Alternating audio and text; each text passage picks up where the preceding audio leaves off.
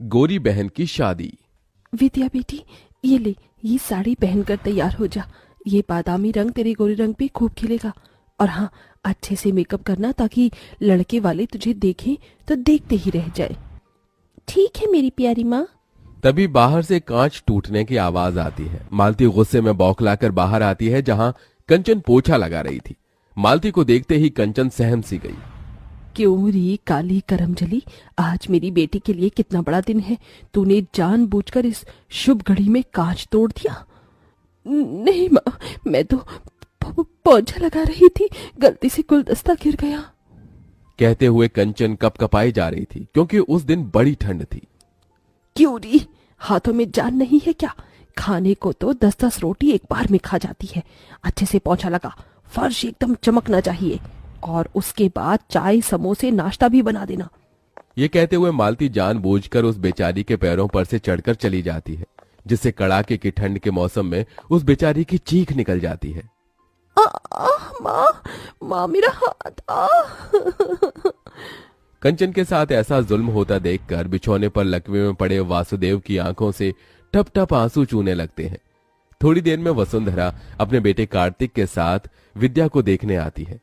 तभी कंचन चाय नाश्ता लेकर परोसती है। आंटी जी, नाश्ता। मालती जी, ये लड़की कौन है? जी, ये इस घर की नौकरानी है। ये सुनते ही कंचन की आंखों में आंसू भर आते हैं। वो लड़के वालों के बीच से जाने लगी। तभी विद्या ने कहा, कंचन जरा रुक। माँ जी, ये इस घर की नौकरानी नहीं बल्कि मेरी बहन कंचन है। विद्या के शब्दों में कंचन के लिए एक बड़ा मान था। बड़ा प्यार है दोनों बहनों के बीच। बहन जी, मुझे मेरे कार्तिक के लिए आपकी विद्या पसंद है। तभी कंचन को उसके काले रंग के लिए नीचे दिखाते हुए मालती ने इतरा कर कहा, पसंद तो आनी ही थी वसुंधरा जी। मेरी विद्या किसी होर से कम थोड़ी है। गोरी है, सुंदर है, कोई भी खोट नहीं है मेरी बच्ची में। अच्छा जी, अब हम चलते हैं, जल्द ही बारात लेकर आएंगे।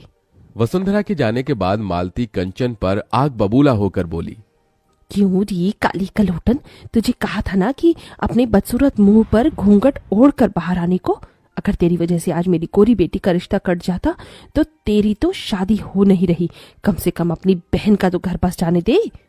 अपनी सौतेली माँ मालती का दिया गया ताना कांटों की तरह कंचन के मन पर जा लगा। माँ, क्या मिलता है तुम्हें इस बेचारी का दिल दुखाकर? तू चुप कर विद्या, भूल मत, ये तेरी सौतेली बहन है।